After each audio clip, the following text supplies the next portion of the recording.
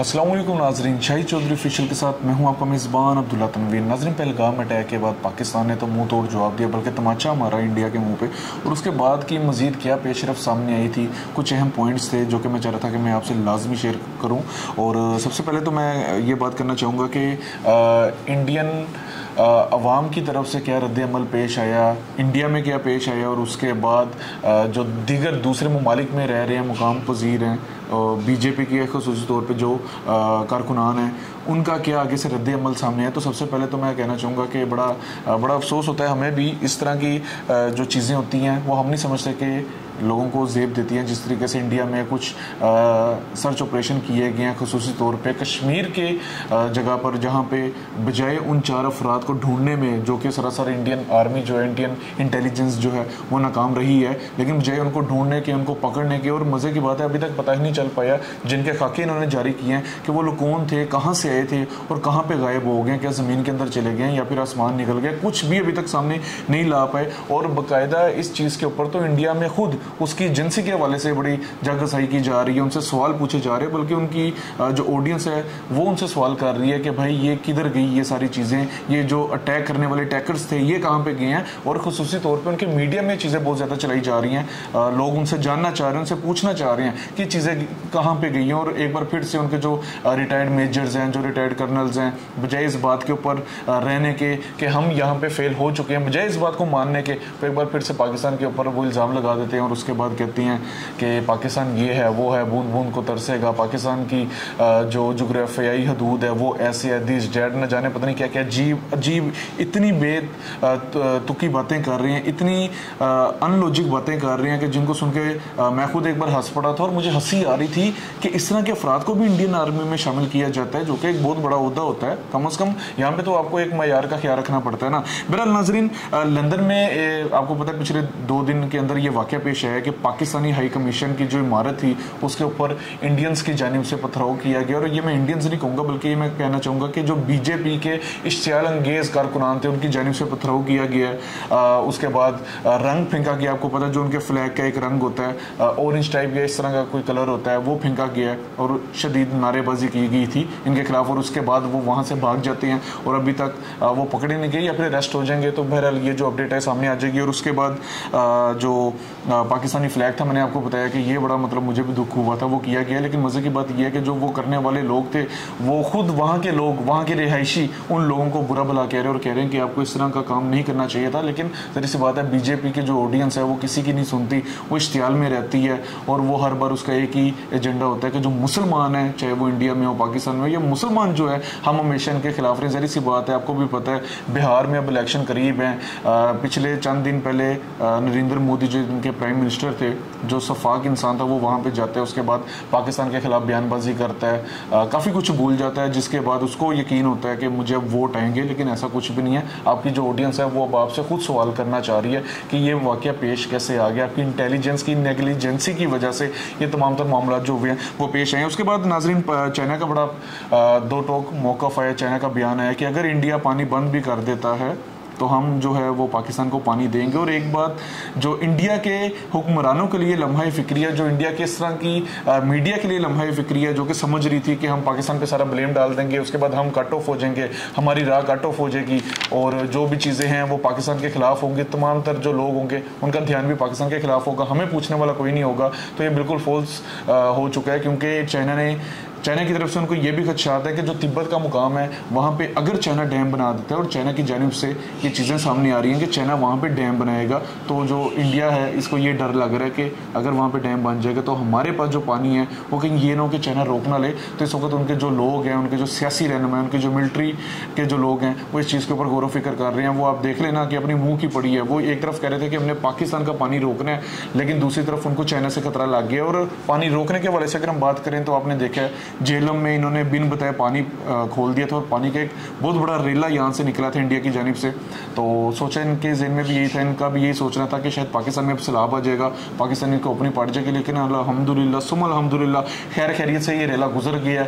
ये जो सोच के इन्होंने काम किया था वैसा बिल्कुल नहीं हुआ। समटाइम होता है ना कि आप किसी के लिए बुरा सोचो तो, और अगर आप उसके लिए बुरा करो भी तो खुदा उसके लिए ऑटोमेटिकली सही कर देता। तो ये चीज़ सामने आई है। और उसके बाद लेटेस्ट अपडेट ये है कि इंडिया में यूट्यूबर्स को बैन कर दिया गया, पाकिस्तानी यूट्यूबर्स को, तकरीबन 16 से 17 ऐसे यूट्यूबर्स थे जो कि डिजिटल मीडिया पे काम कर रहे थे, जिनको इंडिया ने बैन कर दिया। उसमें ARY है, जियो न्यूज़ है और इरशाद भट्टी और भी काफ़ी ऐसे चैनल्स हैं जिनको इंडिया ने बैन कर दिया। डर है कहीं वो हमारे लोगों की आंखें ना खोल दे, कहीं वो हमारे लोगों को सच ना बता दें।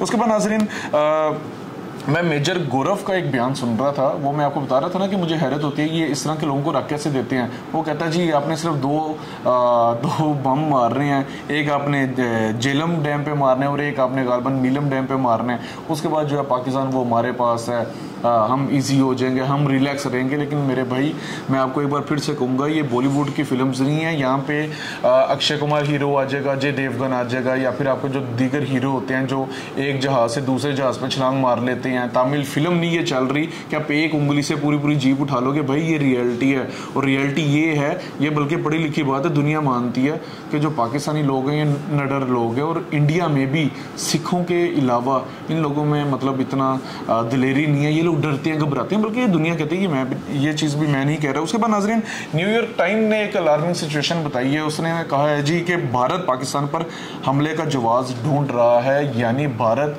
क्योंकि अब भारत सबूत नहीं दिखा पा रहा, हमें किसी भी मुल्क के सफारती एहलकार को भारत सबूत नहीं दिखा पा रहा। लेकिन ये है कि भारत अब पाकिस्तान पे कहीं पे हमला ना कर दे, हमला करने के बहाने ढूंढ रहे। तो आपको चाहिए कि आप सबूत दिखाएं ताकि आपकी जो इमेज बहुत ज्यादा गिर चुकी है, गंदी हो गई है, वो थोड़ी सी तो बेहतर हो। आपको इसके ऊपर लाजमी सोचना चाहिए। उसके बाद नाजरीन कश्मीर ऑपरेशन का आपको मैंने बताया था कि वहाँ पे बिला वजह सर्च ऑपरेशन किया जा रहा है, और तकरीबन अभी तक की जो अपडेट है वो ये है कि तकरीबन 250 से 300 नौजवानों को शक की बुनियाद पर इन्होंने गिरफ्तार कर लिया। और ये ऑन दी रिकॉर्ड बात है, ऑफ दी रिकॉर्ड पता नहीं कितने अफराद को इन्होंने पकड़ लिया, वहाँ पे ऑपरेशन किया जा रहा है। और इस वक्त इंडिया में जो सिचुएशन चल रही है, जो सोशल मीडिया पे गर्दिश कर रही है खबरें, उनमें ये भी है कि इंडिया में जो मुस्लिम जो लोग हैं, जो मुसलमानों के घर हैं, उनको बम से उड़ाया जा रहा है, उनको तोड़ा जा रहा है, मसमार किया जा रहा है। इनके पंडितों की जानिब से कहा जा रहा है कि जो मुसलमान हैं ये इंडिया में रहने के लायक नहीं है, इनको निकाला जाए, यहाँ पे हिंदू रहने चाहिए। आपको पता है कुछ साल पहले भी अगर हम पीछे चले जाए तो इनके एक जर्नलिस्ट की तरफ से एक बयान आया था जिसमें ये कह रहे थे कि जो मुस्लिम पॉपुलेशन है वो तकरीबन 40% इंक्रीज कर गई और इंडियन पॉपुलेशन 40% डिक्रीज कर गई। तो ये क्या हो रहा है, वो आपस में पागल हुए हुए थे, बहस मुबाहिसा कर रहे थे, और आपस में बहस करते करते मेरे नज़दीक इन्होंने मारे जाना है। अच्छा नाजरीन, इंडियन एक मेजर थे, उन्होंने एक बात की थी, एक पॉइंट रेस किया था, और वो मैं समझ रहा था उन्होंने तो अपने हिसाब से बड़ा ना स्टेबल रह के उधर की जनता को वो जवाब नहीं दे पाए, घुमाने चाह रहे थे वो बात को। लेकिन मैं समझता हूँ कि इस बात को पकड़ना भी बड़ा ज़रूरी था, और मैंने एक चीज़ को भी हाईलाइट किया था कि ये अपनी नेग्लिजेंसी ऑन दी रिकॉर्ड खुद ही बताई जा रहे हैं। उसमें यह था कि तकरीबन कोविड के बाद से अब तक इंडियन आर्मी में कोई भी भर्ती नहीं की गई, और उन्होंने खुद बल्कि अपनी रेशियो बता दी थी कि यानी कि तकरीबन हर महीने 60,000 इंडियन जो फौजी हैं, जिनमें अफसरान आ जाते हैं या कांस्टेबल वगैरह आ जाते हैं, वो रिटायर हो रहे हैं, और उसके बाद से भर्ती नहीं की गई। हमारी जो फौज है वो कम होती जा रही है। उसके बाद वो खिताब बनाते हैं पूरा, वो बताते हैं जी हमारे अकब में चैन है, उसके बाद राइट पे पाकिस्तान आ जाता है, लेफ्ट में हमारे बांग्लादेश आ जाता है। तो हम तो तीनों तरफ से घिर चुके हैं, हमें बड़ा सोच समझ के काम करना पड़ेगा।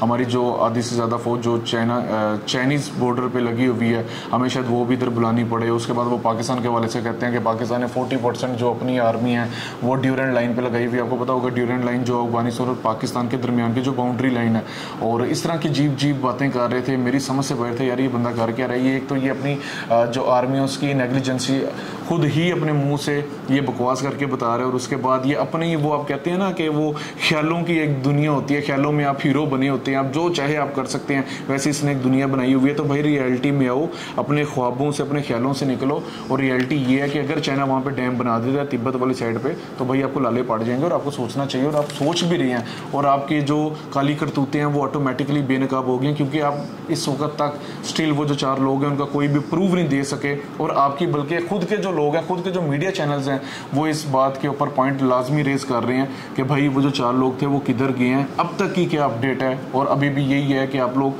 अपने जो मीडिया चैनल्स हैं उसके ऊपर उनके खाके घुमाई जा रहे हो, लेकिन अभी तक आपने जो कन्फर्म चीज़ थी, जो कन्फर्म एविडेंस मिलते, वो आप लोग शेयर ही नहीं कर पाए। इससे साफ ये जाहिर हो रहा है कि हो सकता है आपने जो खाके हैं वो अपने खुद से बनाए हों, और उसके बाद आपके पास कोई जवाब ही नहीं रहा कि हमने करना क्या। और उसके बाद एक और उनके जो सहाफ़ी हैं, उनके नज़दीक सीनियर सहाफ़ी हैं, मैं क्या उस बंदे के लिए लफ्ज़ इस्तेमाल करूँ, वो एक झूठा लेटर ले आता है। ये स्क्रीन पे भी आप लेटर देख रहे हैं जिसमें इसने पता नहीं क्या बकवासियाँ लिखी हुई हैं, और एंड पे वो कान से पकड़ा जाता है कि पाकिस्तान जिंदाबाद। अब ज़ाहिर सी बात है हम लोग जो हैं, हमारी जो ज़ुबान है वो थोड़ा सा तलफ़ुज़ हमारी चेंज है, हम पाकिस्तान जिंदाबाद कहते हैं, वहाँ से पकड़ा जाता है। मंसूर अली खान ने भी ये चीज़ को हाईलाइट किया और बड़े ऐसा अंदाज से इस चीज़ को भी पेश किया। और उसके बाद नाज़रीन एक और चीज़ मैं मज़ीद कहना चाह रहा था कि गुरपतवंत सिंह जो हैं, गुरपतवंत सिंह, इन्होंने भी एक बयान जारी किया और बड़ा अच्छा बयान है जिसमें उन्होंने कहा कि 2 करोड़ सिख पाकिस्तान के साथ हैं, इंडियन आर्मी को पंजाब से गुजरकर हमला नहीं करने देंगे। बड़ा हैरानकुन उनकी बात थी और मतलब बड़ा सराहा गया लोगों की जानिब से भी। जो लोग अमन चाहते हैं, ज़री सी बात है, ये लोग चाह ही दहशत रहे हैं, दहशत गर्दी ये लोग चाह रहे हैं कि हम किसी तरीके से खिते में फैलाएं। और उसके बाद वो कहते हैं जी कि एक बयान में मतलब वो कहते हैं कि ये ना तो 1965 की जंग है, ना ही 1971 की है, बल्कि ये 2025 है। इंडियन आर्मी को पंजाब से गुजर कर पाकिस्तान पर हमला नहीं करने देंगे, पाकिस्तान का नाम ही पाक है, हम 2 करोड़ सिख पाकिस्तान के साथ खड़े हैं।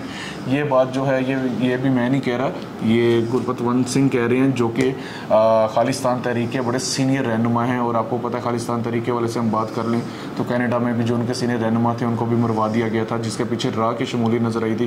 तो बहरहाल नाज़रीन ये लेटेस्ट अब तक की कुछ अपडेट्स हैं, आपने देखा ही नहीं लोगों की जानिब से, इनसे बर्दाश्त नहीं हो पाया, इनमें हौसला ही नहीं था कि जो पाकिस्तानी बात सच कर रहे हैं उनको भी सुन लेने, उन्होंने यूट्यूबर्स को बैन कर दिया। उसके बाद लंदन में सफारत हमारा जो हाई कमीशन की जो बिल्डिंग थी उसके ऊपर इन्होंने अटैक किया, हमला किया, पत्थरों किया, शीशे वगैरह तोड़ दिए। उसके बाद ये पानी बजाय बंद करने के इन्होंने पानी खोल दिया और इस नीयत से खोला कि पाकिस्तान में सैलाब हो जाएगा, लेकिन अल्हम्दुलिल्लाह हमने ये भी क्लियर कर लिया। उसके बाद ये खदशात जारी कर रहे हैं कि पाकिस्तान में जो है मिलिट्री ट्रेनिंग्स जो हैं वो बहुत तेज़ हो चुकी हैं, इनके कुछ बेसिस हैं पाकिस्तान में, हाई अलर्ट हैं, कुछ भी कर सकती है, अटैक भी कर सकते हैं, दिस डैट। हालांकि पाकिस्तान की तरफ से पहल कभी ना की है, ना पाकिस्तान पहल करता है, हमने जब भी किया हम डिफेंस करते हैं जहाँ पे हमारे लिए इस चीज़ की ज़रूरत होती है। तो टी वाज फैंटास्टिक, मेरे नज़दीक ये चीज़ आप भी बेहतर जानेंगे, सुनेंगे और समझेंगे। और हो सकता है शायद इतनी हमने भी जितनी वीडियोस कर दी हैं, हो सकता है शायद हमारा भी चैनल बैन हो जाए, तो मैं तो बड़ा खुश होऊंगा अगर ये बैन भी कर दें। चलो कोई बात नहीं, थोड़ी सी तो अकल आएगी, थोड़ा सा तो शऊर रखेंगे, सच इनसे बर्दाश्त नहीं होगा और वो शुरू से इनसे बर्दाश्त हो ही नहीं पाया। बहरहाल नाज़रीन ये हमारा आज का प्रोग्राम था, आपने देखा ये कुछ लेटेस्ट अपडेट्स थी। LOC के वाले से बात कर लें, काफ़ी फायरिंग की जा रही है इनकी जानिब से और उसके बाद ब्लेम पाकिस्तान पर डाल देते हैं, कहा जाता है कि पाकिस्तान ने पहले फायरिंग किया, ऐसा कुछ भी नहीं है। और पानी के वाले से वही इंडस वाटर ट्रीटी ये तो कैंसिल करने निकले थे, लेकिन इनको मुंह की पड़ी है, इनको तमाचे पड़े हैं, पूरी दुनिया से इनको मुंह पे तमाचे पड़े हैं। तो ये कुछ अपडेट्स थी जो मैं चाह रहा था आपसे लाजमी शेयर करूं। मजीद जो भी अपडेट होगी लेटेस्ट इंशाल्लाह ताला हम आपके सामने लाजमी रखेंगे। प्रोग्राम का फीडबैक नाज़रीन ज़रूर दीजिएगा। इसी के साथ अपने मेज़बान अब्दुल्ला तनवीर को इजाज़त दीजिए। पाकिस्तान जिंदाबाद।